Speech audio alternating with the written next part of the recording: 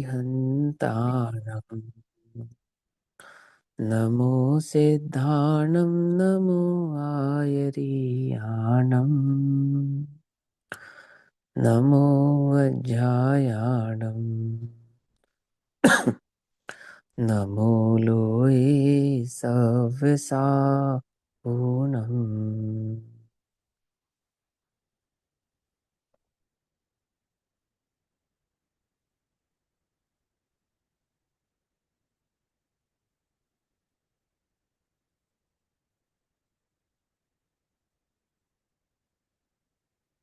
मङ्गलं भगवान् वीरो मङ्गलं गौतमोगणी मङ्गलं कुन्दकुन्दाद्यो जैनधर्मोऽस्तु मङ्गलम् सर्वमङ्गलमाङ्गल्यं सर्वकल्याणकारकं प्रधानां सर्वधर्माणां जैनं जयतु शासनम्।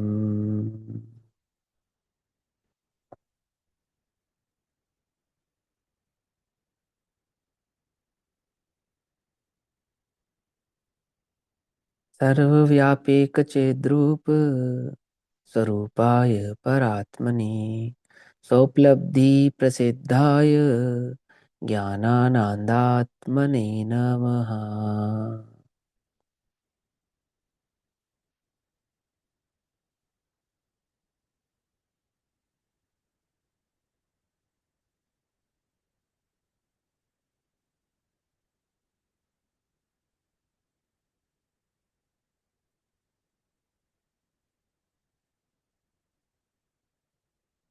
हमारे दोपहर कालीन स्वाध्याय का विषय चल रहा है श्री प्रचन सारजी प्रमागम। श्री प्रचन सारजी प्रमागम का स्वाध्याय हम सभी आचार्य अमृत चंद्र देव द्वारा रचित तत्व प्रदीपिका तथा आचार्य जयसेन देव द्वारा रचित तात्पर्य वृत्ति टीका के आधार से कर रहे हैं। भाव चल रहा है दूसरे अधिकार का, दूसरा महाधिकार ज्ञेय तत्व प्रज्ञापन महाधिकार। ज्ञेय तत्व प्रज्ञापन महाधिकार के अंतर्गत सामान्य ज्ञेय अधिकार में गाथा नंबर 96 96 नंबर की गाथा चल रही है और अस्तित्व के स्वरूप का यहाँ पर भान करा रहे हैं। सादृश्य अस्तित्व और स्वरूप अस्तित्व में वस्तु का स्वरूप किस प्रकार से प्रकाशित उपस्थित है, वह भाव आचार्य देव हमको यहाँ पर बतला रहे हैं। पिछली गाथाओं में स्वरूप अस्तित्व और सादृश्य अस्तित्व का स्वरूप समझाया। अस्तित्व दो प्रकार का है और अपने अस्तित्व को धारण करती हुई वस्तु अपने स्वद्रव्य क्षेत्र काल भाव से ही स्थित रहती है, पर के अस्तित्व से नहीं होती है। अपने अस्तित्व से द्रव्य गुण पर्याय भाव में रहती है। ये गाथा इस भाव को समझा रही है। क्यों समझा रही है?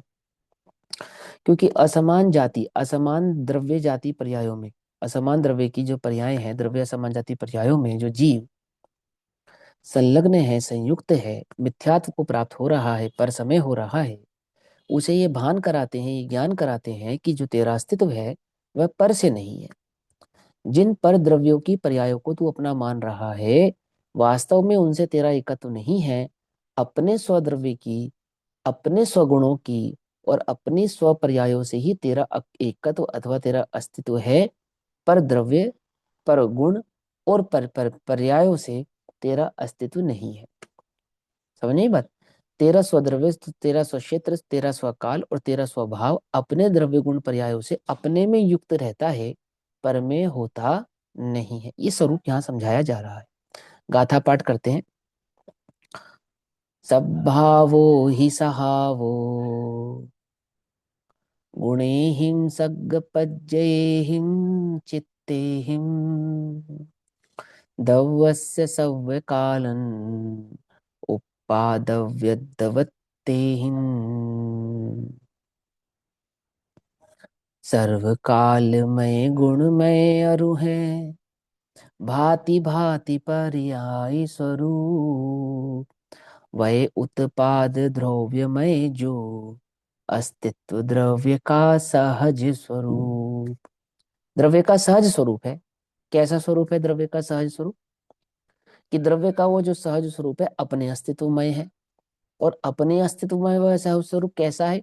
कि वह उत्पाद और द्रव्यमय है और भांति भांति की पर्याय हैं, सर्वकालमय है, गुणमय है, परंतु प्रत्येक द्रव्य की अपनी ही है, पर से नहीं है। ऐसा भाव यहां समझा रहे हैं। Page number 251, paragraph number 2, second paragraph, टीका पढ़ा रहे हैं। ठीक, टीका से चल रहे हैं हम। फर्स्ट पैराग्राफ हमने कल समझा था, स्वर्ण की भांति। स्वर्ण की भांति। अब स्वर्ण की भांति किस प्रकार से, सो उसका स्वरूप यहां समझाते हैं। आप ये जो अस्तित्व का स्वरूप है ना, आचार्य देव ने सिर्फ प्रवचन सारजी में कहा है ऐसा नहीं है। पंचास्तिका की गाथा नंबर 8 में भी इसी अस्तित्व के स्वरूप को विस्तार से समझाया है। और द्रव्य संग्रह आदि की गाथाओं में, नियम सार की गाथाओं में, है ना, द्रव्य संग्रह की गाथा है शायद 54 और नियम सार की गाथा है शायद 34 नंबर की गाथा, नियम सार जी की 34 नंबर की गाथा हो गई, 8 नंबर की गाथा पंचस्तिका की हो गई। ये सब स्वरूप अस्तित्व, सादृश्य अस्तित्व आदि को समर्पित गाथाएं हैं। वहां विस्तार से इनके अस्तित्व की चर्चा कर रहे हैं। क्यों बतला रहे हैं ये बात? अस्तित्व को समझे बिना वस्तु स्वरूप समझ में नहीं आएगा। वस्तु है, पहले है की स्वीकृति हो, तब दूसरा प्रश्न उठेगा कैसी है। पकड़ में ही बात। आपके घर का दरवाजा नॉक होगा, तभी तो पूछोगे कौन है। नहीं समझे? किसी ने दरवाजा खटखटाया, माने किसी के अस्तित्व का भान होना पहले चाहिए, तो हम पूछेंगे कौन है। आती नहीं बात समझ में? अस्तित्व है तो उस ओर जाते हैं, उसे समझने की चेष्टा करते हैं, उसे जानने की चेष्टा करते हैं। है ही नहीं, दरवाजा नॉक हुआ ही नहीं, किसी ने बेल बजाई नहीं, यूं ही खोल कर देख लोगे कि कोई आया तो नहीं? कोई नहीं करता ऐसा। तो अस्तित्व है, और कैसा है कि प्रत्येक का अस्तित्व अपने से है, पर से नहीं है। अस्तित्व है को समझाता है सादृश्य अस्तित्व, और वह अस्तित्व अपने से है, पर से नहीं है, यह समझाता है स्वरूप अस्तित्व। ठीक। अब ये स्वरूप अस्तित्व को समझाते समय आचार्य देव कहते हैं, 251 नंबर का पेज, जैसे एग्जाम्पल दे रहे हैं, अब आपको उदाहरण के आधार से समझाते हैं।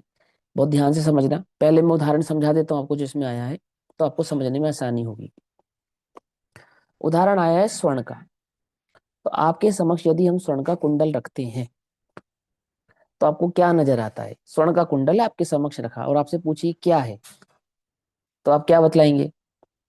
क्या बतलाएंगे? कुंडल है, ऐसा बतलाएंगे, क्योंकि कुंडल को जगत में आप पहचानते हैं। फिर हम आपसे पूछे किसका कुंडल है, तो आप कहेंगे स्वर्ण का कुंडल है। तो हम आपसे प्रश्न पूछते हैं कि आपको कैसे पता कि ये स्वर्ण का कुंडल है? आपको कैसे मालूम? तो आप क्या उत्तर देंगे? दो फटाफट उत्तर देते चले जाओ, तभी तो बात समझ में आएगी। उसकी चमक से ठोस पने से। हाँ, मैंने वो उसका पीलापन या चमक है, जो उसका रंग है, उसी से आपने पहचाना ये स्वर्ण का है। ठीक। तो स्वर्णत्व आपने का गुण, स्वर्णत्व के गुण से ही पहचाना जाएगा। ठोस तो दूसरा हाँ भी हो सकता है, पीला हाँ हाँ पीतल भी हो सकता है, हाँ हाँ, पर कोई बात। स्वर्णत्व एक ही में है। ठीक, वो स्वर्ण यानी उसके पीलापन से आपने पहचाना कि सोने का कुंडल है।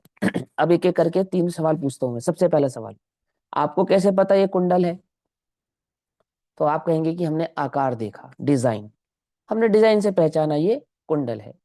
दूसरा प्रश्न, आपको कैसे पता ये स्वर्ण का कुंडल है?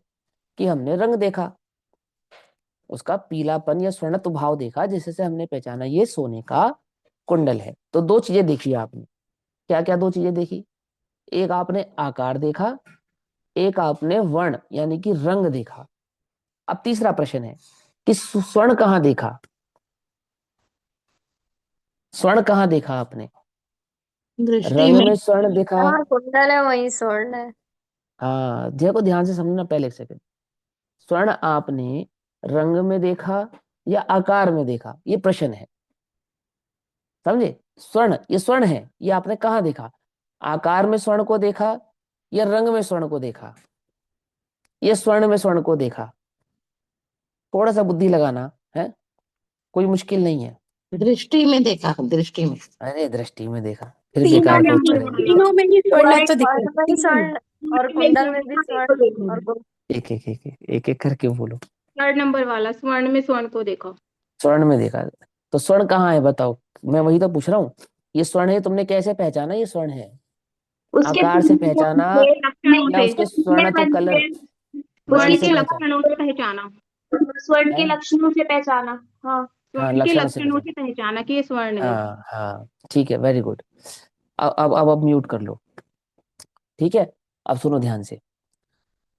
क्या है ना, हम सब पंडित हो गए हैं। स्वर्ण के लक्षणों से पहचाना, उससे पहचाना, अरे हमने वो रंग देखा, रंग से पहचाना, सीधी सा उत्तर है ना, बिल्कुल कितना सिंपल है। साधारण है मोक्ष मार्ग एकदम। कि हमने वो स्वर्ण का जो रंग था, लक्षण कहो कोई बात नहीं, वो भी सही उत्तर है, बिल्कुल करेक्ट उत्तर है।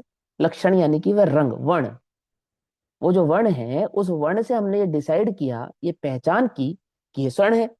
ऐसा ही है ना, कि सोने का कुंडल है। साधारण, एकदम साधारण है ना। कसौटी पे कसा, मशीन पे टेस्ट कराया, वो सब की यहाँ भी आवश्यकता नहीं है। उदाहरण है, एक देश है, उदाहरण के आधार से समझेंगे कि तुमको कैसे पता ये स्वर्ण है। कि भैया हमने जो है इसका जो स्वर्ण तो रंग है, कलर है, वर्ण है, उससे पहचाना। अच्छा, और ये कुंडल है, ये कैसे पहचाना? ये हमने आकार से पहचाना। तो एक ही वस्तु में, हमने तो वस्तु तुम्हारे समक्ष एक ही रखी थी, स्वर्ण का कुंडल। तुमने उसमें उस वह कुंडल है यह भी पहचान लिया, ये स्वर्ण आती रंग वाला है यह भी पहचान लिया, और ये स्वर्ण है ऐसा भी पहचान लिया। मेरी बात समझ ना, तीन चीजें पहचानी ना।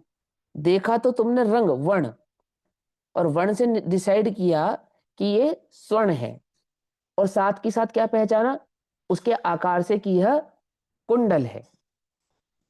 तो अब हम तुमसे कहें कि तुम्हें क्या पसंद आया, कुंडल पसंद आया या स्वर्ण पसंद आया? तो जिसकी दृष्टि आकार पे होगी, कहे कुंडल पसंद आया। जिसकी दृष्टि स्वर्ण पे होगी, वो कहेगा स्वर्ण पसंद आया। तो जिसे कुंडल पसंद आया उससे कहते हैं कि तुम कुंडल रख लो, और जिन्हें स्वर्ण पसंद आया उसको कहते हैं इसे स्वर्ण दे दो। क्या कहा? फिर कहें कि जिन्हें कुंडल पसंद आया है वो कुंडल रख लें, और जिन्हें स्वर्ण पसंद आया है वे स्वर्ण रख लें। तो एक काम करो भाई, कुंडल कुंडल तुम रख लो, और स्वर्ण स्वर्ण आमुक को दे दो। क्या ऐसा संभव है? क्या ऐसा संभव है? संभव ही नहीं है। अहो, क्या कहते हैं कि वह वस्तु अपने द्रव्यत्व, अपने गुणत्व और अपने पर्यायत्व भाव से अभिन्न होने से, अर्थात तीन भिन्न भिन्न सत्ता नहीं होने से एक रूप ही है। द्रव्य किसको कहते हैं? जो अपने गुण और पर्यायों को प्राप्त होता है। याद है क्या कहा आचार्य देव ने? द्रव्य किसको कहते हैं? जो अपने गुण और पर्यायों को प्राप्त होता है। अभी चिंता नहीं करना, अभी वो बात नहीं चल रही पर्यायों से भिन्न। अभी तो तुम्हें वस्तु का स्वरूप समझा रहे हैं, अभी उसको पर्यायों से भिन्न भी करेंगे, घबराना नहीं। ठीक है ना? लेकिन पहले यहां समझो कि वस्तु अपने गुण भाव से, अपने पर्याय भाव से कभी भिन्नता को प्राप्त होती नहीं है। स्वर्ण देखोगे तो जगत में स्वर्ण किसी ना किसी आकार से ही नजर आएगा। कुंडल आकार नहीं होगा तो मिट्टी के आकार में होगा, पत्थर के आकार में होगा। रॉ होगा तो किसी पत्थर के आकार में होगा, अथवा किसी अन्य शेप में होगा, किसी ना किसी आकार में होगा। आकार अर्थात वो पर्याय की अपेक्षा से, माने बिना आकार के वो वस्तु प्राप्त नहीं होगी, एक बात। दूसरी बात, उसको पहचानेंगे कि किस लक्षण से कि ये स्वर्ण है, तो वो स्वर्णत भाव के बिना भी वह स्वर्ण कभी प्राप्त होने वाला नहीं है। और अपने स्वर्णत भाव से ही पहचाना या जाना जाएगा कि ये स्वर्ण है। अब अगली बात, तीसरा क्वेश्चन, कि जब तूने स्वर्ण का कुंडल देखा तो तब तुमने द्रव्य को देखा, गुण को देखा, या पर्याय को देखा? किसको देखा है? द्रव्य दिखा, गुण दिखा, या पर्याय दिखी? तीनों दिखे। तीनों दिखे। चलो, और किसी को कुछ कहना है? किसी को लगता हो कि नहीं भैया तीन नहीं देखे, दो दिखे? पर्याय। कुंडल देखा तो पर्याय देखी, कुंडल हाँ, देखा तो पर्याय देखी। निर्णय करने के लिए तो सोना द्रव्य और गुण देखा, को ही सोना देखेंगे, तो बस। पर्याय तो गौण ही रौनक कर देंगे, देखी। पर्याय तो अभी शेप सुनो रूप सुनो, या कोई बात नहीं, सुनो अब से ना। मैंने कहा ना पंडित ज्यादा अपनी कक्षा में। सुनो ध्यान से, देखो कि तुमने कुंडल देखा, तो कुंडल तो तुमने आकार को कहा, वो हमें बात समझ में आ गई। तुमने स्वर्ण किसको कहा? गुण तुमने पीलेपन को कहा, ये बात हमें समझ में आ गई। तो तुमने द्रव्य किसको कहा, स्वर्ण किसको कहा? कहाँ है द्रव्य, कहाँ है वहां, ये बतलाओ। स्वर्णत्व फिर पने में समझना ध्यान से। हाँ, फिर समझना, थोड़ा सा बुद्धि लगाना, थोड़ा सा बस। स्वर्णत्व वो जो द्रव्य है वो कहाँ है? आकार को तो पर्याय कहा, समझ में आ गई बात। और जो पीलापन रंग था उसको हमने स्वर्णत्व कहा, यानी कि वर्ण कहा या गुण कहा, वह भी बात हमें समझ में आ गई। द्रव्य कहाँ है वहां, ये दिखलाओ आप हमें। पूरे कुंडल में पसरा है भैया। कुंडल में ही पर्याय स्वर्ण स्वर्ण पूरे कुंडल में पसरा हुआ है। हाँ ठीक है, पसरा तो है। स्वर्ण का। हाँ अब सब, अब अभी म्यूट कर लो अब सब, तभी तो मैं कह रहा हूँ तुम सब पंडित हो। फिर समझो, फिर समझो, मैं फिर समझा रहा हूं तुम्हें। वहां गुण को ही द्रव्य कह रहे हो। क्या कहा, वो जो लक्षण है ना, लक्षण जो प्रकट हुआ है लक्षण, तुम उसको ही द्रव्य कह रहे हो। कि देखो भैया ठोस है, अब मुझे समझाना जरा, ठोस गुण है या द्रव्य है? मतलब भारी है, ये गुण है या द्रव्य है? तो गुणों के समूह ध्यान, को ही तो द्रव्य बोला। अरे समझो ध्यान से, द्रव्य फिर समझो, फिर समझो, फिर समझा रहा हूं। द्रव्य है यह तो हम अनुमान से निश्चित करते हैं, प्रत्यक्ष नहीं है वो। पकड़ना ध्यान से, थोड़ा सा ध्यान से पकड़ना। ये मैं समझाना चाहता हूँ, ये आत्मा जानना है। बोले हाँ, इसका द्रव्य नजर आएगा? द्रव्य नहीं जानने में आता। उल्टा नहीं पकड़ना, उल्टा नहीं पकड़ना। वो पर्याय वो जानने में आती है, एक समय की है, नहीं जानने में आती। लेकिन वो जो प्रकट है ना लक्षण ज्ञान, वो सतत पर्याय भाव से ही प्रकट है, परंतु सतत वो जो ज्ञान लक्षण है, उसी से ये निर्णय किया जाता है, ओहो यह आत्मा है, अहो मैं आत्मा हूं। क्या कहा, फिर समझ में आई बात, नहीं समझ में? अगर तुम हल्केपन को, भारीपन को, ठोसपने को स्वर्ण कहते हो, तो तुम्हें अभी स्वर्ण की खबर नहीं है, अर्थात द्रव्य की खबर नहीं है। क्योंकि जो हल्कापन, भारीपन, ठोसपना, पीलापन प्रकट है, वो सबके सब गुण हैं, वो सबके सब गुण हैं। मैंने द्रव्य देखा, यह तो तभी कहा जा सकता है जब अनंत गुणों को एक साथ लक्ष्य में लो, अखंड द्रव्य को। लेकिन अनंत द्रव्य को एक साथ लक्ष्य में कैसे लेते हो, जरा मुझे समझाना। दो चार गुणी तो देखे तुमने? क्या दो चार गुणों का नाम द्रव्य है? क्या अनंत द्रव्य, तुम अनंत गुणात्मक वह द्रव्य तुम्हारी दृष्टि या लक्ष्य में आता है? ये मैं समझाना चाहता हूं कि जिनवाणी ये कहती है कि द्रव्य अनुमान से जाना जाता है। वो अनुमान कैसा होता है? सटीक होता है, सटीक। बोले क्यों? क्योंकि उसमें लक्षणाभास नहीं होता। जिसमें लक्षणाभास होता है, उस लक्षणाभास से लक्ष्य अर्थात द्रव्य नहीं पहचाना जाता। पकड़ में ही बात, नहीं पकड़ में? जो सदैव प्रकट है वो कौन है? वो लक्षण है। जो लक्षण है, वो जो सदैव प्रकट है, वो लक्ष्य से अभिन्न है। इसलिए लक्षण को देखते हैं और लक्ष्य को समझते हैं। अवक्तव्य को जानते हैं वक्तव्य से। जो व्यक्त है, व्यक्त से अव्यक्त को हम पहचानते हैं। द्रव्य सदैव अव्यक्त है। पुद्गल परमाणु कैसा एक है? क्वेश्चन पूछूं? पहले सुनो इस पहले। लाइन के अंदर आपने, हाँ चुप हो जाओ। हाँ बोलो, चलो बोलो बोलो बोलो बोलो बोलो बोलो। इस लाइन के अंदर हम इस बात को कैसे घटित करेंगे कि आत्मा अनुमान से नहीं जाना जा सकता? मैंने आत्मा कब अनुमेय कहा मात्र नहीं है। अनुमान से नहीं जाना जा सकता? ये कहाँ लिखा है? ये अलिंग रहन के बीज बोल आते हैं ना। हाँ तो अनुमान से नहीं जाना जा सकता मतलब कैसे अनुमान से? स्वसंवेदन से इंद्रिय जाना जा अनुमान से। सकता है। इंद्रियों हाँ, के जो अनुमान हम लगाते हैं उससे। रूपी अनुमान से नहीं जाना जा सकता, इंद्रिय अनुमान से नहीं जाना जा सकता। उसका वो अर्थ है वहां पर, ठीक है ना? अनुमान से नहीं जानेगा तो कैसे जानेगा, मतलब प्रत्यक्ष जानेगा? तो यानी केवल ज्ञान पहले प्रकट करेगा फिर तो। स्वसंवेदन शब्द यूज करते हैं ना हम। हाँ तो संवेदन स्वसंवेदन से यानी कि, जानने में आता है। तो वहां अभी आप अनुमान यहाँ पे कह किसको? रहे थे ना, हम अनुमान से जानते हैं द्रव्य को, जैसे हमने स्वर्ण पे घटित किया। तो आप ये अभी ये हम्म समझा रहे थे ना, ये कह रहे थे ना हम्म अनुमान से हम द्रव्य को अनुमान से हम्म जानते हैं, गुण हम्म गुण लक्षण से पहचान करके। तो वो हम्म। माइंड में आया कि वहां पे हम इस लाइन को फिर कैसे घटित करेंगे, जैसे कि जो ये बात कहते हैं कि आत्मा अनुमान से नहीं जाना जाता। हाँ पढ़ो ना, किस कौन से अनुमान से नहीं जाना जाता? इंद्रिय अनुमानों से नहीं जाना जाता। जैसे हम स्थूल द्रव्यों को अनुमान से पहचानते या जानते हैं, या रूपी पदार्थों को अनुमान से जानते या पहचानते हैं, ऐसे नहीं जाना जाता। वास्तविक लक्षण से वो पहचाना या जाना जाएगा। स्वसंवेदन है ना, तो अब ज्ञान हम्म। है। अब ज्ञान आपने लक्षण बनाया, अब म्यूट करो इसको। ज्ञान आपने लक्षण बनाया, अब ज्ञान दिखाओ कहाँ है? पीलापन तो आप दिखा दोगे हमें, ये रहा स्वर्ण, तो भैया देखो ये रहा पीला। ज्ञान दिखाओ हमें कहाँ है? कहाँ है ज्ञान, बतलाओ। तुम ज्ञानी हो या नहीं हो, पहले तो ये बताओ कि हाँ भैया ज्ञान है, तो दिखाओ हमें कहाँ है, बतलाओ ना। तो जो इसको ये कहते हैं चार स्वसंवेदन। कार्य को लेते हैं उसके। इसको कहते हैं स्वसंवेदन, कि मैं तो जान सकता हूँ मेरे ज्ञान को, मैं ज्ञान को कैसे दिखलाऊं। मैं ज्ञान हूं, ये मैं जान रहा हूं, मैं पहचान पाता हूँ। समझे नहीं समझ में बात? इस ज्ञान को प्रत्यक्ष करके दिखाओ हमें, कहाँ है ज्ञान, हमें भी दिखलाओ कि मैं मेरे ज्ञान को जान सकता हूँ, तुम तुम्हारे ज्ञान को जान सकते हो। तो यहां से बात क्या निकल कर आती है कि मेरे लिए तो मैं आत्मा हूं, बाकी समस्त जगत के जीव अनात्मा है। समझ में बात, ये बात यहां से निकल कर आती है।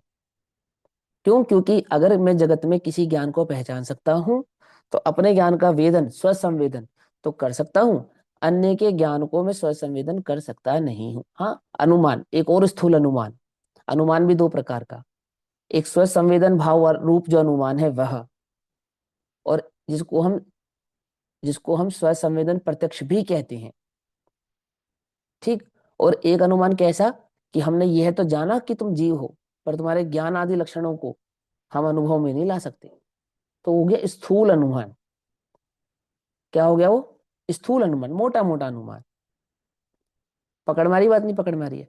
तो अध्यात्म यहां से क्या निकल कर आता है कि मैं जीव हूं, ज्ञान आदि मेरे गुण है, मेरी ज्ञान पर्याय मेरी है, और मैं अपने ज्ञान से स्वपर प्रकाशक अर्थात अपने और समस्त लोगों को जानता हूं, और जानने के सिवा कुछ कर सकता नहीं हूं, और मेरे ज्ञान के सिवा और कुछ नहीं है।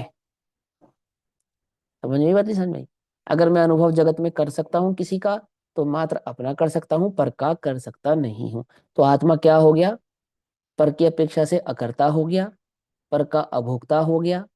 पकड़ में ये बात, नहीं पकड़ में? पर से एकत्व नहीं रहा, पर से ममत्व नहीं रहा। आत्मा ज्ञान का भोक्ता है या नहीं है, ज्ञान का करता है या नहीं है ना? आत्मज्ञानम स्वयं ज्ञानम ज्ञानाद अन्यत् करोति किम। ज्ञान के सिवा कुछ नहीं कर सकता। आत्मा यदि किसी का करता है तो ज्ञान का करता है, यदि किसी का भोगता है तो ज्ञान का भोगता है। तो प्रश्न है, किसके ज्ञान का करता है और किसके ज्ञान का भोगता है? तो अपने ज्ञान का करता है और अपने ज्ञान का भोगता है। मैं तुम्हारे ज्ञान का ना ही करता हूं, ना ही मैं तुम्हारे ज्ञान का भोगता हूं। पकड़ में ही बात है ना? अब यहां समझो। तो जब तुमने द्रव्य गुण पर्यायों में से स्वर्ण को देखा, तो हम तुमसे पूछे स्वर्ण है, तो स्वर्ण देखते समय तुम्हें द्रव्य नजर आ रहा है, गुण नजर आ रहे हैं, पर्याय नजर आ रहे हैं? क्यों? एक ही समय में तीनों लक्षित होते हैं, एक ही समय में लक्षित। समझना ध्यान से, एक अनुमान से जाना जाता है, गुण आदि प्रत्यक्ष जाने जाते हैं, और आकार आदि को पर्यायों के माध्यम से, पर्यायों को आकार आदि के माध्यम से जाना जाता है। ऐसे ही ज्ञान गुण की प्रगट, ज्ञान गुण की जो पर्याय है, ज्ञान ज्ञान ज्ञान ज्ञान ज्ञान, मति श्रुत रूप है, अल्प रूप है, पूर्ण रूप है, आदि आदि जो भेद है उसके। तो ये जो प्रगट है ज्ञान, जहां जाना जा रहा है, लोकालोक जाना जा रहा है, ये जो वस्तु स्वरूप जाना जा रहा है, जितना भी जाना जा रहा है, कम जाना जा रहा है, ज्यादा जाना जा रहा है, थोड़ा जाना जा रहा है, पर ये जानने वाला जाना जा रहा है या नहीं जाना जा रहा है? मैं जानने वाला हूं, ये बात तुम्हारे जानने में आ रही है या नहीं आ रही है? आ रही है ना? तो बोले प्रगट ये जो ज्ञान है, ये कौन है? ये ज्ञान द्रव्य है, गुण है, या पर्याय है? कौन है ये? वो स्वर्ण अपने द्रव्यत्व, अपने गुणत्व, अपने पर्यायत्व भाव से अभिन्न होने के कारण एक पदार्थ ही है। क्यों? क्योंकि जिनेन्द्र ने द्रव्य को भी पदार्थ कहा, गुण को भी पदार्थ कहा, और पर्याय को भी पदार्थ कहा। वो एक पदार्थ है। वो एक पदार्थ कैसा है कि अपने द्रव्य गुण पर्यायों से अभिन्न है। मुझे अपने आत्मा का अनुभव करना है, आत्मा को जानना है, ध्रुव को जानना है। कहाँ है वो ध्रुव? कहाँ है बोलो? आंख मूंद के कौन सा ध्रुव देखना है तुम्हें? नजर आएगा या नहीं नजर आएगा? ये जो प्रगट ज्ञान है, इस ज्ञान रूपी लक्षण से उस चैतन्य का निर्णय करना क्या हो? मैं आत्मा हूं। पकड़ में ये बात, नहीं पकड़ में? क्या कहा? अहो मैं आत्मा हूं, मैं आत्मा हूं, यह जानना, यही निर्णय करना है। एक एक ज्ञान की प्रगट पर्याय से द्रव्य भी जाना जाता है, आत्मद्रव्य, आत्मा का गुण भी पहचाना जाता है, ज्ञान गुण, और वो ज्ञान पर्याय भी जानने में आती है, अर्थात समझ में आती। इसको कहते हैं ज्ञान ज्ञे ज्ञाता का एक हो जाना, एक हो जाना। ज्ञान कौन है? ज्ञान कौन है? आत्मा। ज्ञेय कौन है? आत्मा ही जो जानने में आ रहा है वो ज्ञेय है। और ज्ञान कौन है? गुण। ज्ञेय कौन है? वो जो जानने में आ रहा है, अपना आत्मद्रव्य। और ज्ञाता कौन है? कि जिसके आश्रय से गुण और पर्याय हैं, वो ज्ञाता। माने द्रव्य के आश्रय से गुण और गुणों के आश्रय से पर्याय। तो गुण और पर्यायों का आश्रयकर्ता कौन है? आधार कौन है? वो द्रव्य है। तो द्रव्य की सत्ता गुण के बिना और पर्याय के बिना जगत में नहीं है। उस द्रव्य को जब भी पहचाना जाएगा, जहां भी पहचाना जाएगा, पर्यायों से ही पहचाना जाएगा। पहला अधिकार, पहला अध्याय प्रवचन सार जी। पर्यायों के बिना जगत में द्रव्य पहचाना जाना जा सकता नहीं है। इसलिए अपरिणामी के बिना परिणामी नहीं, और परिणामी के बिना अपरिणामी नहीं, और परिणमता हुआ वह अपरिणामी ही अपने परिणाम को प्राप्त होता है, ऐसा कहा। पकड़ में ही बात? नहीं पकड़ में? समझ में आ रहा है या नहीं समझ में आ रहा है? अस्तित्व, अपने अस्तित्व को पहचानना है ना अपने। बोले हाँ। तो बोले जो अरूपी आत्मा है, जो केवल ज्ञान गम्य आत्मा है, जो आत्मा सूक्ष्म है, मैं उस आत्मा को कैसे जानूं, कैसे पहचानूं, उसका अनुभव कैसे करूं? तो बोले ज्ञान जो उसका प्रकट लक्षण है, वो अपने गुण और पर्याय भाव से अभेदता को प्राप्त होने के कारण वो एक प्रकट लक्षण ही आत्मा है, संपूर्ण आत्मा है, पूर्ण आत्मा है, अनंत गुणात्मक, असंख्यात प्रदेशी, अनंत गुणों के परिणमन स्वरूप वह एक आत्मद्रव्य कौन है? मैं हूं। कैसे लक्ष्य में लाए?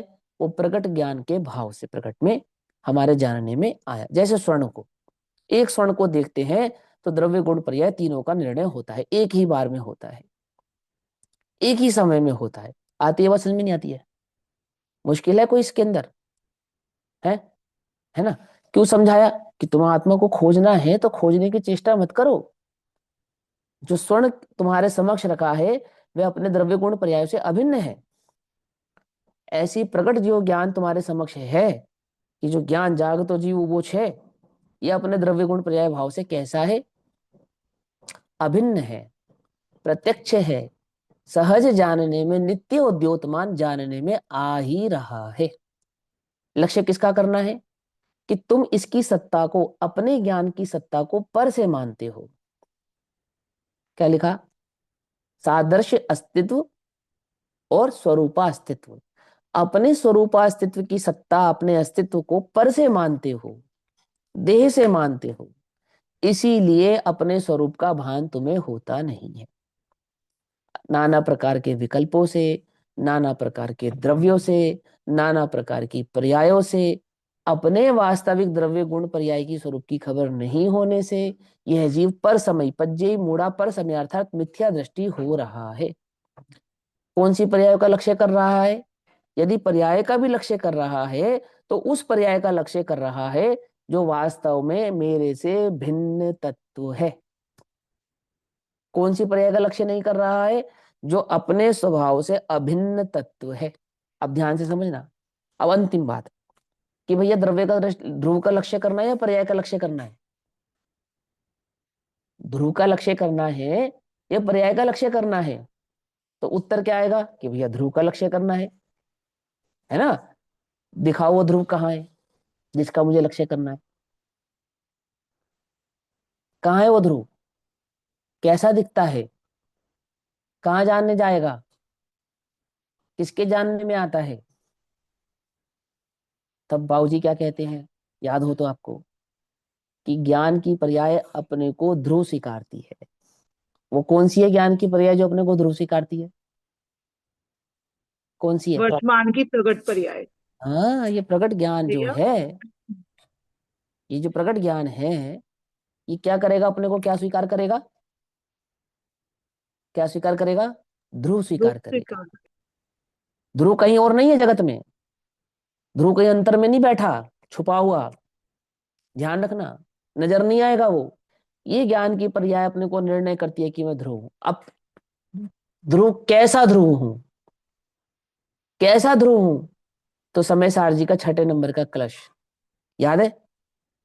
कैसा ध्रुव हूं?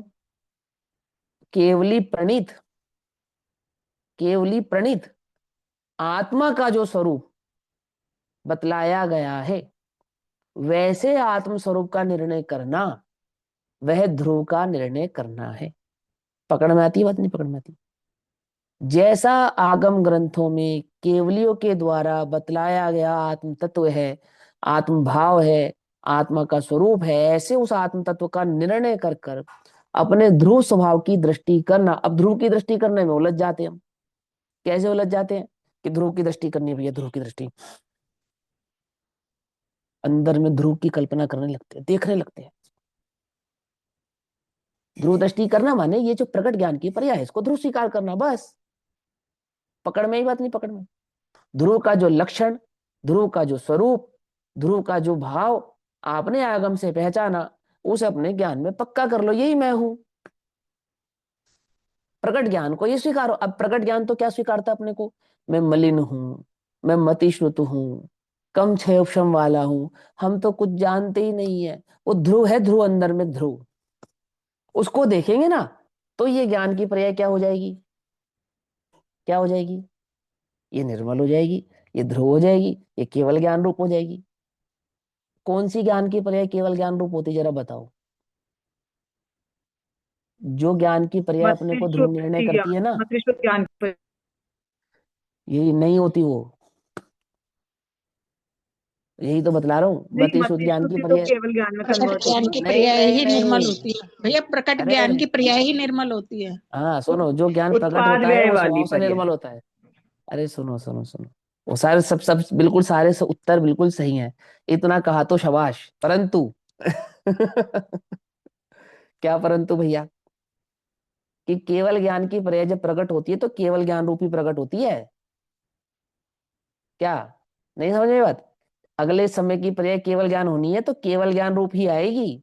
मति श्रुत की केवल ज्ञान नहीं होगी, मति श्रुत की तो मति श्रुत ही रहेगी। पकड़ में आई बात, नहीं पकड़ में आई? एक समय की पर्याय यदि मति श्रुत रूप है तो वो मति श्रुत रूप ही रहेगी, और अगले समय की पर्याय केवल ज्ञान है तो वो केवल ज्ञान रूप होकर आएगी। पकड़ में आती बात, नहीं पकड़ में आती है? कोई पर्याय अन्य पर्याय रूप होती नहीं है, हो सकती नहीं है, तीन काल में हुई नहीं है, अनादि काल में अनंत काल तक होएगी नहीं। आती है बात, समझ में नहीं आती है? वो केवल अभी ज्ञान की पर्याय अपने स्व समय में केवल ज्ञान रूप से ही खचित है और केवल ज्ञान रूप से ही प्रकट होगी। क्या कहा? मति श्रुत की पर्याय केवल ज्ञान रूप नहीं होगी। आई बात समझ में, नहीं समझ में? है ना? क्यों?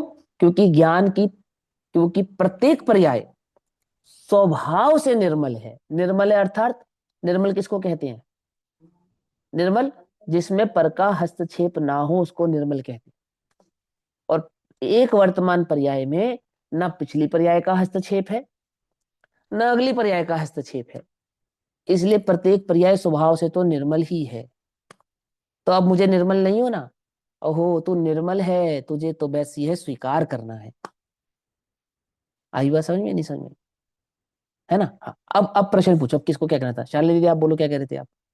ये मैं ये कहना चाह रही हूँ, जो आपने ये वाला पॉइंट समझाया ना अभी, ये same to hmm same point ना अभी 18 नंबर की गाथा में आया है, पर वहां पे उत्पाद व द्रव्य से समझा रखा है, जैसे आपने द्रव्य गुण हाँ, पर्याय से समझाया है। तो आपको द्रव्य गुण पर्याय कहो या उत्पाद व ध्रुव्य कहो, दो अलग अलग एक ही बातें हैं बात क्या? है, नहीं नहीं एक ही बात है वैसे तो, लेकिन आपने हाँ सभी से समझाया था थोड़ा बहुत हाँ, कोई बात नहीं, पहले वाली।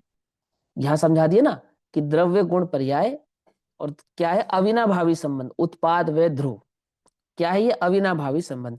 94, 95, 93, 94, 95 नंबर की प्रचन सार जी की गाथाएं हैं, वो इसी भाव को समर्पित है, समझाने के लिए। गाथा नंबर 6, 7, 8, 9, 10 85 इकाई की इसी भाव को समझाने के लिए समर्पित है। किस भाव को? कि उत्पाद व ध्रुव और द्रव्य गुण पर्याय ये एक है, अविनाभावी है। समझ में आई बात? नहीं समझ में? ऐसा। हाँ, और किसी का क्या प्रश्न था?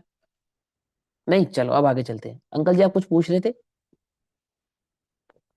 नहीं, चलो अब यहाँ हम जो उदाहरण आता है उसको पढ़ते हैं। बात समझ में आ गई ना? एक स्वर्ण को देखा तो क्या दिखा हमें? द्रव्य दिखा, गुण दिखा या पर्याय दिखी? कि गुण में ही द्रव्य दिखे, द्रव्य में ही पर्याय दिखी, पर्याय में ही गुण दिखा। क्यों? क्योंकि वह एक अस्तित्व वाले हैं, एक अस्तित्व वाले। जब सोना और चांदी मिलाते हैं तो सोना चांदी भिन्न भिन्न दिखाई देते हैं, क्योंकि वे भिन्न अस्तित्व वाले हैं। लेकिन स्वर्ण अपनी द्रव्य गुण पर्याय भाव से अभिन्न दिखाई देता है, क्योंकि वह एक अस्तित्व वाला है। तो स्वर्ण के अस्तित्व को पहचानना है, अब आत्मा के अस्तित्व को पहचानना है, अपने अस्तित्व को पहचानना है। अपने अस्तित्व को कैसे पहचानूं? ये प्रगट ज्ञान की जो पर्याय है, जिसका मैं निरादर करता हूँ, जिसे मैं तुच्छ समझता हूँ, जिसे मैं कुछ नहीं समझता, ओहो यह तो मुझे ही प्रकट कर रही है, यही तो मैं हूं, पर्याय नहीं। लक्षण नहीं।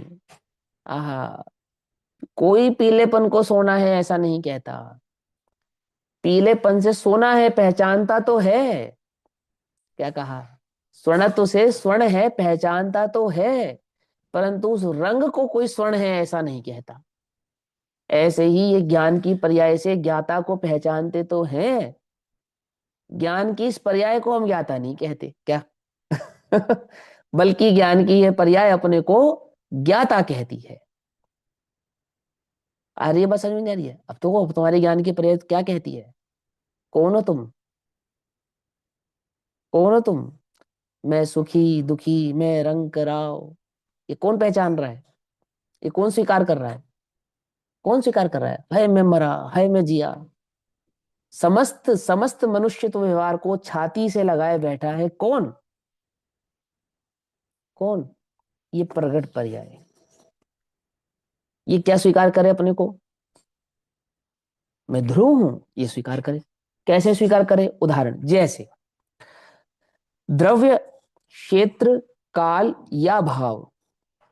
द्रव्य से देखो, क्षेत्र से देखो, काल से देखो या भाव से देखो।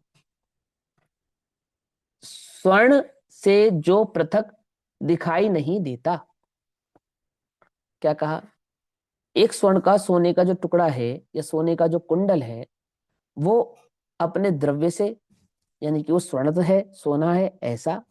क्षेत्र यानी जितने एरिया को उसने घेरा है, जितना वो बड़ा टुकड़ा है, जितना वो छोटा है, जैसा भी उसका, उसने जो जितने भी आकाश के प्रदेशों को घेरा है, वो सब के सब प्रदेशों को तुम स्वर्ण कहते हो ना?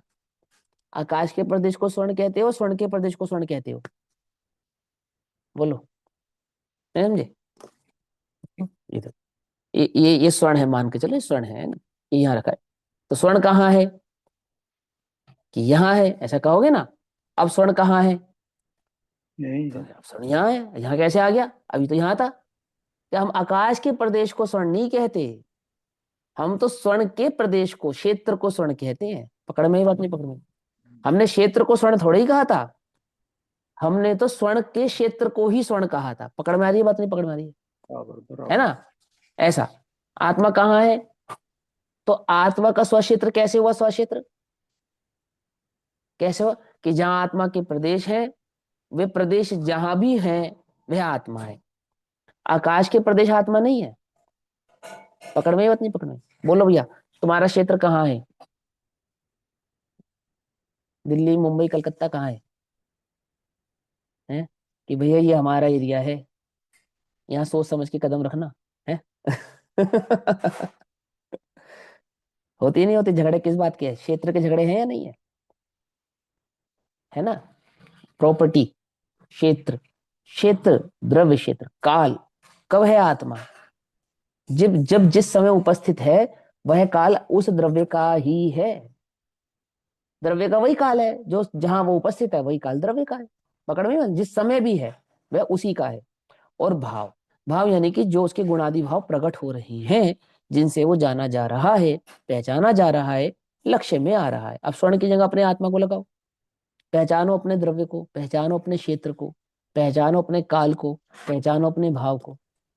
बोलो, काल से दुखी हो या नहीं हो? पंचम नहीं, काल से दुखी है कोई? बिल्कुल नहीं, बिल्कुल कोई नहीं, उदय काल से दुखी है? बिल्कुल नहीं, कोई बिल्कुल नहीं, बुढ़ापा हो गया इस काल से दुखी है? बिल्कुल नहीं, बिल्कुल नहीं। समझ में बात नहीं? समझ में? अपने अस्तित्व को नहीं पहचानता है तो क्या समझता है?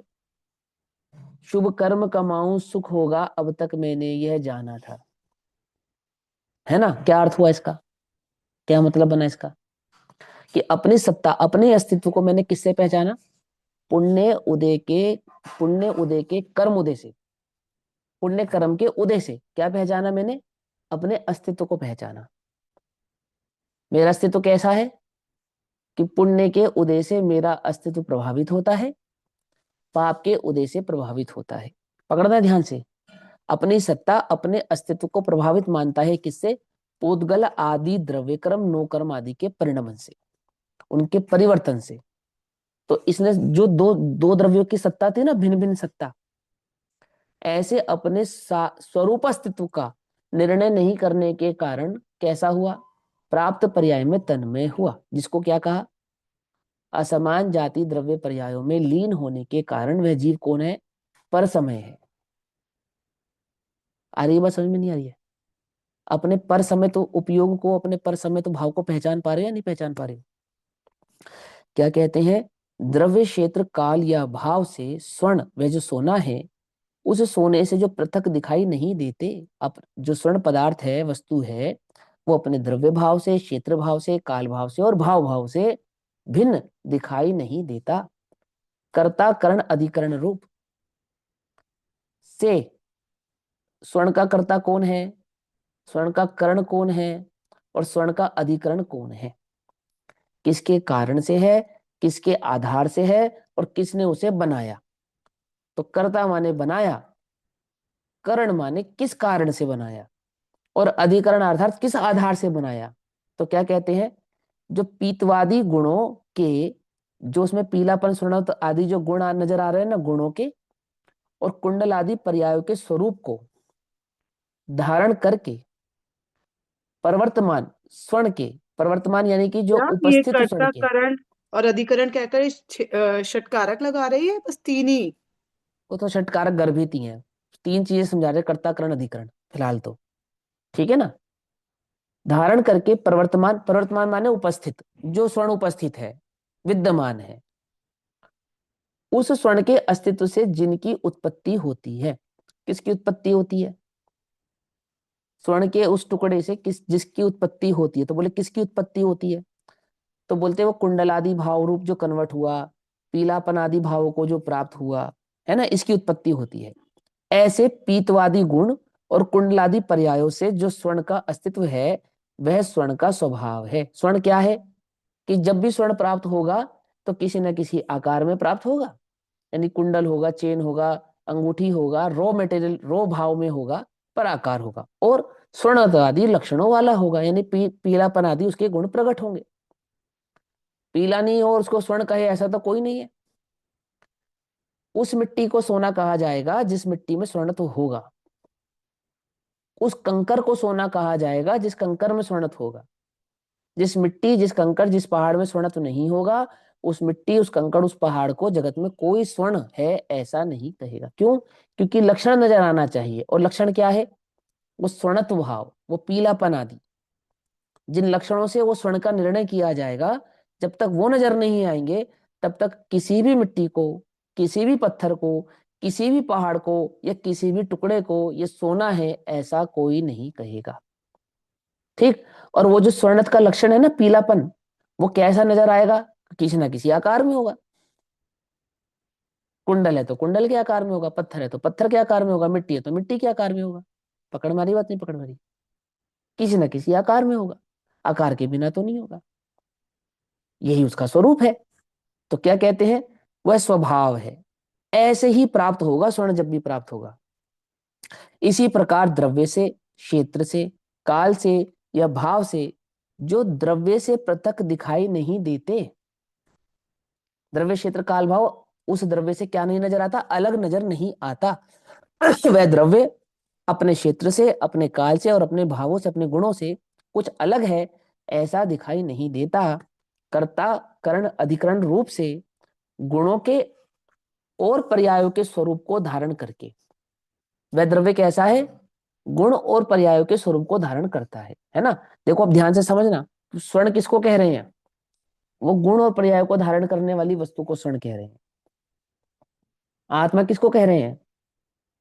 ज्ञान गुण ज्ञान पर्याय को धारण करने वाला वो जो द्रव्य है उसको आत्मा कह रहे हैं। आ रही बात समझ में? नहीं आ रही है ना। हम वो द्रव्य तो भाव, वास्तव में उनके गुण तो भाव हैं, जबकि हमने भेद क्या किया था? द्रव्य को भिन्न किया था, गुणों को भिन्न किया था, पर्यायों को भिन्न किया था। उस अरूपी द्रव्य को कैसे पहचान रहे हैं? वो प्रकट लक्षणों से और प्रकट आकार आदि पर्यायों से। आकार को यहाँ पे पर्याय बना रहे हैं, ठीक। वास्तव में आकार का अर्थ स्वरूप होता है। जैसे ज्ञान की जो पर्याय है, इसका क्या आकार है, तो हम इसको कह देते हैं कि आकार है, ज्ञान आकार है, ऐसा कह देते हैं। तो आकार सुनकर हम एक कल्पना करने लगते हैं, आकार बनाने लगते हैं, है ना। लेकिन आकार का अर्थ आकार नहीं होता, डायमेंशन या ये कोई चित्रण है, ऐसा नहीं। आकार का मतलब होता है स्वरूप। स्वरूप, जिसका जो स्वरूप है। जैसे हवा का क्या आकार होगा, होगा या नहीं होगा, पहला प्रश्न। होगा, क्या आकार होगा। खुशबू का क्या आकार होगा, ज्ञान में खुशबू जानने में आएगी तो ज्ञाकार होकर जानने में आएगी ना। तो लड्डू का आकार तो ज्ञान में हम बना लेते हैं, चंद्रमा का आकार भी हम ज्ञान में बना लेते हैं, अथवा किसी चित्र का चित्रण भी आकार भी ज्ञान में बना लेते हैं। खुशबू का, स्वाद का, इनका आकार ज्ञान में हम कैसे बनाते हैं, बोलो। तो वहां आकार का अर्थ वास्तव में आकार नहीं, आकार का अर्थ जो उसका प्रकट स्वरूप है उसको आकार कहते हैं। समझ में आई बात, नहीं समझ में आई? क्या कहा, जो प्रकट भाव है ना, प्रकट, उस प्रकटता का नाम आकार है। अच्छा, इंद्रियों के से उसके आकार नहीं कह सकते, अरे इंद्रियों से वो जो। कुछ नहीं है, नहीं वो आकार नहीं, ये तो बहुत स्थूल बात है, वही तो समझा रहे हैं। इंद्रियां ही तो जानती है ना, स्वाद को इंद्रिया जानती है नहीं जानती, चलो बताओ। इंद्रिया मतलब हम्म। ज्ञान जानता है इंद्रियों के माध्यम से, स्वाद को, रसना इंद्रिय का विषय हो। तो स्वाद का हम्म। आकार बताओ ना, कैसे बनाओगे ज्ञान में। यही तो मैं पूछ रहा हूँ कि इंद्री के आकार से नहीं जाना जाएगा, वो स्वाद वो उसका स्वाद स्वरूप, जो उसका स्वरूप। स्वरूप है। हाँ। तो मिठास पर्याय जो प्रकट है ना, मिठास पर्याय, प्रकट पर्याय का नाम आकार होता है। हाँ, ये बात है। पकड़ में ही बात, क्या हाँ, कहा। आ गया। प्रकट पर्याय का नाम क्या है, आकार। जैसे स्वर्ण है, तो स्वर्ण सदैव कुंडल आकार से प्रकट होता है क्या। स्वर्ण की पर्याय कुंडल ही रहेगी क्या हमेशा, बोलो। जब मिट्टी में से निकाला था, खदान में से निकाला था, तो कुंडल निकाला था, स्वर्ण निकाला था, विचार करके बताओ। जब उसको शुद्ध ऐसा नहीं किया था, है। तो शुद्ध करके जो स्वर्ण प्राप्त हुआ था, वो कुंडल प्राप्त हुआ था या स्वर्ण प्राप्त हुआ था, है स्वर्ण ना। स्वर्ण। लेकिन यहाँ पे उदाहरण में पर्याय की जगह पे कुंडल को रखा, तो उसकी वर्तमान पर्याय, यानी कि वो जो स्वर्ण है, वो जिस आकार में वर्तमान में उपस्थित है, उस आकार को वहां पर पर्याय कह रहे हैं। पकड़ में आई बात, नहीं पकड़ में आई? यानी कि द्रव्य की जो वर्तमान प्रकट अवस्था है, उस प्रकट अवस्था का नाम वास्तव में पर्याय या आकार होता है। आ रही है बात पकड़ में या नहीं पकड़ में आ रही है। जैसे सिद्धों का आकार, तो सिद्ध पर्याय, प्रकट सिद्ध पर्याय को सिद्धाकार कहते हैं। मनुष्याकार, तो प्रकट वर्तमान की मनुष्याकार पर्याय को मनुष्याकार कहते हैं, सिंपल। मनुष्य की अपेक्षा से आत्मा के प्रकट भाव को मनुष्याकार ऐसा कहते हैं। अब मनुष्याकार की अपेक्षा से तो मनुष्य यहाँ से सीधा और पांव से उल्टा है, तो आत्मा के प्रदेश कहाँ से सीधे और कहाँ से उल्टे माने हम, बोलो। आत्मा का अगर हम ऊपर और नीचे ऐसे मापें, तो कैसे मापेंगे, कहाँ से ऊपर मानी जाएगी आत्मा और कहाँ से नीचे मानी जाएगी। मनुष्य को तो माप लोगे यहाँ से ऊपर सर पे और पांव से नीचे, तो क्या आत्मा का आकार भी ऐसे ही मापोगे, है, नहीं मापोगे। लेकिन आत्मा की खोज तो तुम ऐसे ही करते हो, जिसका सर ऊपर हो और पाँव नीचे हो वो आत्मा है। क्यों, कैसे आत्मा का अनुभव करना है तुम्हें, जिसके सर नीचे हो और पाँव ऊपर हो, ऐसे आत्मा अनुभव में आ गया तो क्या होगा। आ सकता है या नहीं आ सकता है, होता ही नहीं। ज्ञान की दृष्टि देख करने वाले को, वो ज्ञान को ही पर्याय कहते हैं। प्रगट, प्रगट भाव जो है, वर्तमान प्रकट अवस्था, जिस लक्षण से तुमने उस द्रव्य को पहचाना है, वो जो प्रकट लक्षण है, उस लक्षण का नाम वहां पर पर्याय है, ठीक। ये तो बहुत स्थूल कथन करना पड़ता है हमें आकार के समझाकर। और स्वर्ण का उदाहरण दिया ना, तो कुंडल आकार, तो आकार को पर्याय कहा। तो स्वर्ण की सदैव जो आकार है वो कुंडल आकार ही रहता है क्या, जो भी वर्तमान अवस्था होगी। क्योंकि हमने अभी कुंडल को लिया है, तो हमने कुंडल में पर्याय की स्थापना कर दी। अब वो स्वर्ण जिस भी आकार में जब भी प्राप्त होगा, किसी ना किसी भाव में प्राप्त होगा ना, तो जिस भाव में प्राप्त होगा वही उसमें हो, उसकी स्थापना कर देंगे। अब स्वर्ण को गर्म करते हैं तो लिक्विड फॉर्म में हो जाता है या नहीं हो जाता, हो जाता है, वही उसका आकार है। पकड़ में ये बात, नहीं पकड़ में, वही उसका आकार है। मैंने वर्तमान में जिस अवस्था में वो प्रकट होगा, वर्तमान की उस अवस्था का नाम पर्याय है। भूतकाल की अवस्था का नाम पर्याय नहीं है, वर्तमान काल की अवस्था का नाम पर्याय नहीं है। भूतकाल और भविष्य काल की पर्यायों की अपेक्षा से तो समझाएंगे, अवस्थाओं से समझाएंगे, लेकिन बेसिकली वास्तव में जो पर्याय है वो कौन है? द्रव्य की वर्तमान प्रकट अवस्था का नाम पर्याय है। पकड़ में आई बात नहीं? पकड़ में? वो द्रव्य जब भी, जिस भी काल में, जिस अवस्था में प्रकट है, जैसे भी जाना जा रहा है, जिस रूप में जाना जा रहा है, उस रूप का नाम वहां उस काल में क्या है? पर्याय है। आत्मा की ज्ञान पर्याय है, क्योंकि तीनों काल में ज्ञान के बिना पहचाना नहीं जाएगा, इसलिए उसको ज्ञानाकार कहा। स्वर्ण को यहाँ कुंडलाकार कहा और आगम में आत्मा को ज्ञानाकार कहा। क्यों कहा? कि जब भी जाना जाएगा, ज्ञान से जाना जाएगा, जब भी पहचाना जाएगा, ज्ञान से ही पहचाना जाएगा। ज्ञान के बिना आत्मा न कभी जाना जाएगा, न कभी पहचाना जाएगा, न कभी प्राप्त होगा। आ रही बात? समझ में नहीं आ रही है? उद्गल परमाणु की बात करते हैं तो उसके आकार की बात नहीं करते, तो वहां पर्याय किसकी करते हैं? तो वहां गुणों की पर्याय को पर्याय बनाते हैं, आकार को पर्याय नहीं बनाते।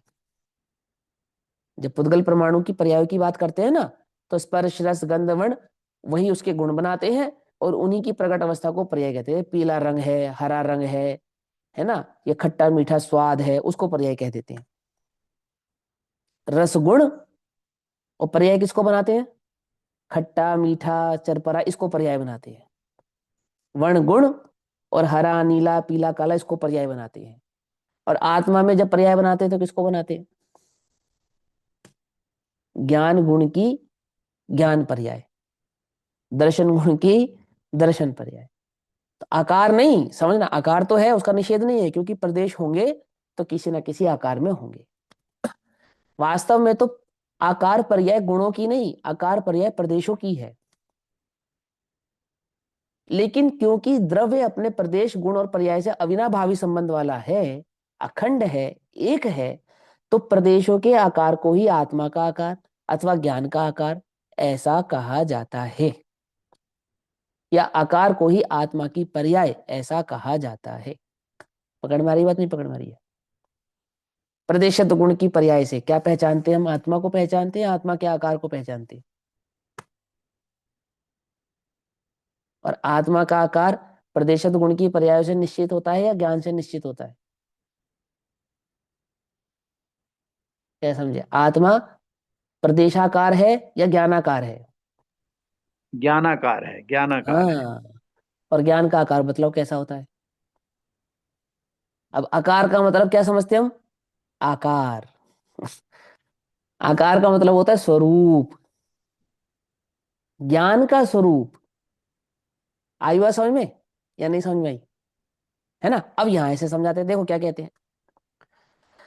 स्वरूप को धारण करके प्रवर्तमान द्रव्य के अस्तित्व से जिसकी उत्पत्ति होती है, ऐसे गुणों और पर्यायों से जो द्रव्य का अस्तित्व है वह स्वभाव है। गुण और पर्याय से जो अस्तित्व है, क्योंकि गुण और पर्याय समझ में आ रहे, जानने में आ रहे, उनसे जो अस्तित्व है, जिसके आधार से वो गुण है और जिसके आधार से वो पर्याय हो रही है, वास्तव में वह द्रव्य है।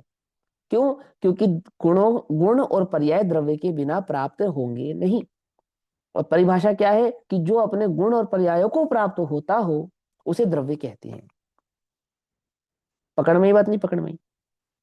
पर्याय की प्रकटता या गुणों का परिणमन किस, क्या है ये? क्या समझा रहे हैं? ये समझा रहे हैं कि ये द्रव्य है। कौन सा द्रव्य है? आमुक द्रव्य है।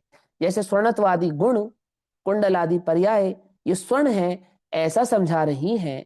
जैसे मिठास आदि गुण, मिठास आदि पर्याय, सफेद आदि गुण ये समझा रहे हैं ये शक्कर है, ऐसे ज्ञान आदि गुण, ज्ञान आदि पर्याय ये दर्शा रही है, हो यह आत्मा है, यह जीव है।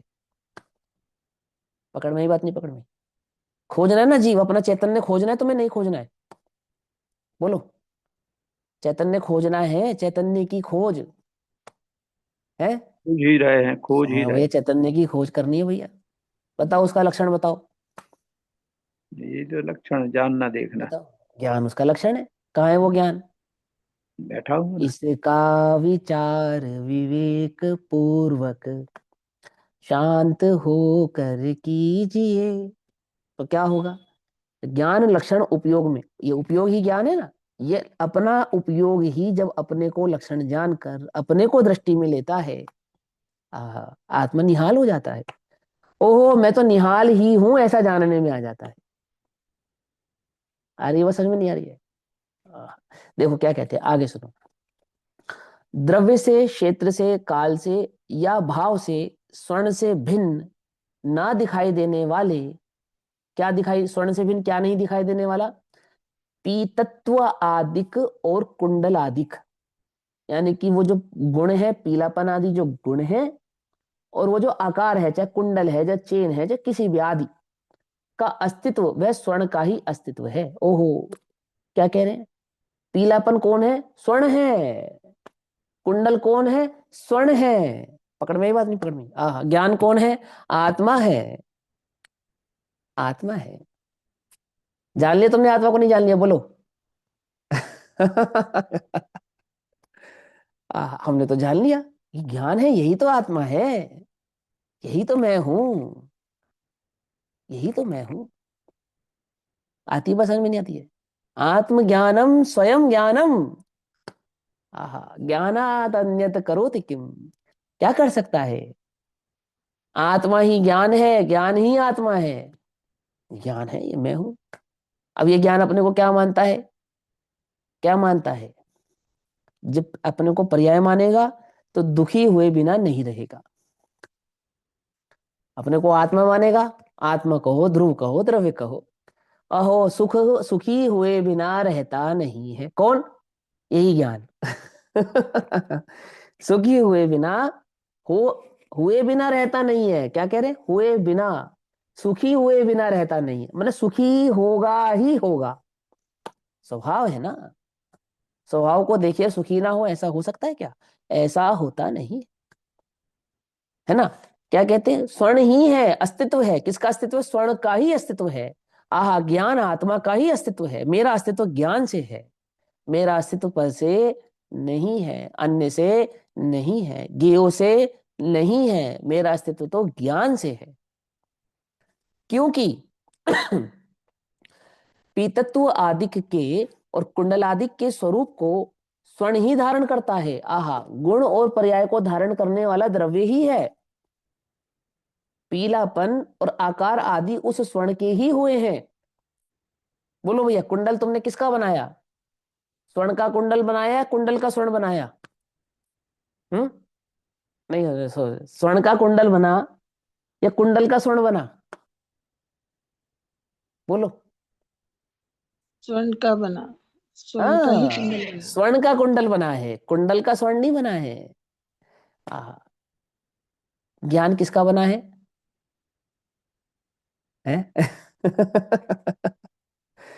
ज्ञान आत्मा से बना है, आत्मा ज्ञान से नहीं बना है। उल्टा नहीं पकड़ना। समझे या नहीं समझ में आई? ध्रुव है वो, ध्रुव हो गया वो, महिमा आ गई उसे अपनी। अहो, इसलिए वो ज्ञान की एक पर्याय जितना अपने को नहीं मानता, ध्रुव वह अपने को स्वीकारता है। मैं ज्ञान हूं, अर्थात मैं ध्रुव हूं, चैतन्य हूं। वो ज्ञेय वाला ज्ञान नहीं। क्या कहा? ज्ञान वाला ज्ञान। ज्ञान में ज्ञेय हैं, झलकते हैं, परंतु ज्ञेयों की दृष्टि नहीं, ज्ञान मात्र की दृष्टि। क्या कहते हैं? जैसे स्वर्ण अपने पीले आदिपन और कुंडल आदि आकार के बिना नहीं है, क्योंकि पीला आदिपन और कुंडल आदि आकार को धारण करने वाला स्वर्ण ही है, ऐसे ज्ञानादि गुण उन ज्ञानादि पर्याय को धारण करने वाला वह ध्रुव चैतन्य ही है। ठीक, फिर क्या कहते हैं? इसलिए स्वर्ण के अस्तित्व से ही, अब स्वर्ण का अस्तित्व कैसे पहचाना था हमने? पीला आदिपन और कुंडल आदि आकार, इससे हमने स्वर्ण के अस्तित्व का निर्धारण किया था, स्वर्ण है ऐसा निश्चित किया था। इसलिए स्वर्ण के अस्तित्व से ही पीतवादिक की और कुंडलादिक की निष्पत्ति यानी कि पूर्णता सिद्ध होती है। क्या कहा? किससे सिद्ध होती है? किससे सिद्ध होती है? स्वर्ण से, स्वर्ण से। गुण और पर्याय ये पूर्ण हो गए। क्यों? क्योंकि इन्हें अपने आधार प्राप्त हो गया। मैं हम किसके आधार से थे? जैसे ही ये ज्ञात हुआ तो पीला आदि गुण और आकार आदि जो पर्याय हैं वे क्या हो गई, पूर्ण हो गई। निष्पत्ति सिद्ध होती है, उत्पत्ति सिद्ध होती है, प्राप्ति सिद्ध होती है, पूर्णता सिद्ध होती है। ज्ञान आदि गुण, ज्ञान आदि पर्याय, इनसे प्रकट, इनसे सिद्ध होता है, वो ध्रुव ही निर्धारण करता है। इससे ध्रुव की ध्रुवता सिद्ध होती है। ध्रुव ही तो है जो ज्ञान ज्ञान आदि ही भाव को आधार धारण है करने इसकी। वाला है। ज्ञान हाँ, ही आधार आत्मा, है। आत्मा आधार है। आत्मा आत्मा ही आधार है इस ज्ञान का। आत्मा नहीं हो तो इस ज्ञान को कौन धारण करे, भैया जी, कौन धारण करे। प्रवचन सुधा में गुरुदेव हाँ। जी के प्रवचन में कहा उन्होंने कि हम्म। क्या एक भाव त्रिकाल ध्रुवत्व धारक जो द्रव्य है वो मैं हूँ। हाँ हाँ, ज्ञायक काल त्रिकाल क्या एक भाव, ध्रुवत्व धारक, क्या एक भाव ज्ञायक त्रिकाल भाव, ध्रुवत्व हाँ। धारक जो हाँ, द्रव्य है वह वो मैं मैं हूँ। हूँ, वो मैं हूँ। माने वो द्रव्य में हूं जिसने तीनों काल में ज्ञान ज्ञान ज्ञान ज्ञान ज्ञान ज्ञान को धारण किया हुआ है। बराबर समझे। बराबर। तो अब अपने अपने आधार की दृष्टि हुई तो एक समय की पर्याय क्या हो गई, ध्रुव हो गई, ऐसे हो गई क्योंकि उसने अपने ध्रुव स्वभाव की दृष्टि कर ली। पकड़ में आई बात, नहीं पकड़ में आई। ऐसे अब क्या कहते हैं, स्वर्ण ना हो तो पीतव आदिक और कुंडल आदि भी ना हो। वो जो पीलापन है वो किसका कहें, वो आकार हम किसका कहें यदि स्वर्ण ही ना हो। ये ज्ञान किसका कहें, ये ज्ञान दर्शन चारित्र सुख वीर्य आदि किसके कहें, ये मति श्रुत आदि पर्याय किसकी कहें, किसकी कहें यदि वे आत्मा ही ना हो। ओहो, आहा, ये आत्मा है ना तो ज्ञान है। ये ज्ञान तो ध्रुव का निर्णय कराता है। हो मैं हूं, कौन हूं, अरे जिसके आधार से हूं वह मैं हूं। समझ में बात। जैसे लोक में धन के आधार से तुम अपने को धनी मानते हो ना, क्या समझे, ऐसे ज्ञान ध्रुव के आधार से अपने को ध्रुव मानता है। ध्रुव अपने को ज्ञान नहीं मानता। तुम्हें धन का आधार है, तुम धनी हो, और ज्ञान को ध्रुव का आधार है इसलिए वो ध्रुव है। आई बात समझ में या नहीं समझ में आई। अब इस ज्ञान को पर का आधार होगा तो तन उपजत अपनी उपज जान, तन नश्यत आपको नाश मान। मति शुद्ध क्षेप समाधि का ज्ञान का आधार होगा तो ज्ञान के बढ़ने से मैं बढ़ा और ज्ञान के घटने से मैं घटा। और ध्रुव का आधार होगा तो ना मैं घटा ना मैं बढ़ा। मैं तो त्रिकाल हूं, ध्रुव हूं। आई बात समझ में नहीं समझ में। अपने आधार से अपनी सत्ता को जानता है, पहचानता है। अगर अगर कुंडल, अगर स्वर्ण ना हो तो पीतव आदि गुण और कुंडल आदि पर्याय किसकी होंगी। यदि आत्मा ना हो, ध्रुव ना हो, तो ज्ञान आदि गुण और मतिश्रुत आदि केवल ज्ञान आदि पर्याय, निर्मल पर्याय किसकी होंगी। निर्मल पर्याय विभाव पर्याय किसकी होंगी यदि ध्रुव ही ना हो, द्रव्य ही ना हो। समझ में बात नहीं समझ में। कैसे निर्णय किया ध्रुव का, हमें तो ध्रुव दिखाई नहीं देता, हमें तो द्रव्य दिखाई नहीं देता, हमें तो आत्मा समझ में ही नहीं आता। आहा, वो कहते हैं हम ये किसके आधार से हैं, ये गुण किसके आधार से टिके हैं, ये पर्याय किसके आधार से टिकी है। यदि वो द्रव्य ना हो, वह वस्तु ना हो, तो किसके आधार से गुण होंगे, किसके आधार से पर्याय होंगी। आ रही बात समझ में नहीं आ रही। वो नहीं होते क्योंकि वो द्रव्य है, इसलिए गुण भी है और उन गुणों की पर्याय भी है। इस प्रकार, समय हो गया मुझे मालूम है, बस थोड़ा सा पूरा कर देता है ना। इस प्रकार द्रव्य से, क्षेत्र से, काल से या भाव से, द्रव्य से भिन्न नहीं दिखाई देने वाले गुणों और पर्यायों का अस्तित्व, गुणों और पर्यायों का अस्तित्व, गुण और पर्यायों का अस्तित्व, वह द्रव्य का ही अस्तित्व है। क्या कहा। कुछ बात समझ आ रही है। मुझे तो बहुत मजा आ रहा है, मैं बता नहीं सकता तुम्हें कितना मजा आ रहा है। ये ज्ञान की पर्याय से तो मुझे मेरे अस्तित्व की खबर हो रही है। ये मेरा ही अस्तित्व है, यही मैं हूं, मैं हूं। ये पीला आदि गुण और कुंडल आदि पर्याय स्वर्ण के अस्तित्व को दर्शा रही हैं। वो गुण और पर्याय, गुणों की पर्याय, ओहो, ये तो द्रव्य के ही अस्तित्व को दर्शा रही हैं। क्या लिखा, गुण और पर्यायों का अस्तित्व वह द्रव्य का ही अस्तित्व है। आहा, अब मैं अपने अस्तित्व को भिन्न अस्तित्व की भांति खोजूं तो प्राप्त होगा, नहीं होगा, तीन काल में नहीं होगा। आंख मूंद के तुम अपने भिन्न अस्तित्व की खोज करते हो, प्रकट अस्तित्व को स्वीकार नहीं करते हो। आती है वो समझ में? हमें अनुभव नहीं होता भैया, हमें आत्मा जानने में नहीं आता, हमें समझ में नहीं आता। ध्रुव कहते हो ये बात तो समझ में आती है, वो ध्रुव मैं हूँ ये प्रतीति नहीं होती। और वो तू लक्षण को नहीं पहचानता है, इसलिए लक्ष्य दृष्टि में नहीं आता है। आती है बात समझ में? क्योंकि गुण और पर्यायों के स्वरूप को द्रव्य ही धारण करता है, वह द्रव्य ही है, वह मैं ही हूं जिसने इसी ज्ञान आदि गुणों को और इसकी पर्यायों को धारण किया है। इसलिए द्रव्य के अस्तित्व से ही गुणों की और पर्यायों की निष्पत्ति होती है, उत्पत्ति होती है, प्राप्ति होती है, सिद्धि होती है, जानी जाती है। द्रव्य ना हो तो गुण और पर्याय भी ना हो, ऐसा अस्तित्व वह द्रव्य का स्वभाव है, अपना स्वभाव है। अब जिन पर्यायों को तुम गालियां देते हो ना, वो तो बतलाती हैं ये द्रव्य है। आज तो सही अपनी खबर हो गई। लेकिन अपनी अपनी तुम्हें पता होना अब चाहिए पर्याय लक्षण वास्तविक है ना। चलो बाकी चर्चा अब समय हो गया, कल करेंगे। ओम नमः सिद्धेभ्यः।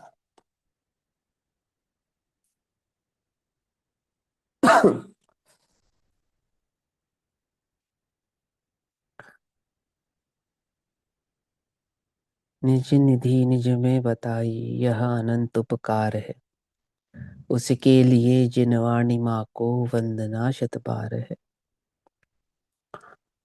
नमो ओरियंताणम नमो सिद्धाणम नमो नमो शरणम नमो ओरियंताणम नमो सिद्धाणम नमो ओरियंताणम।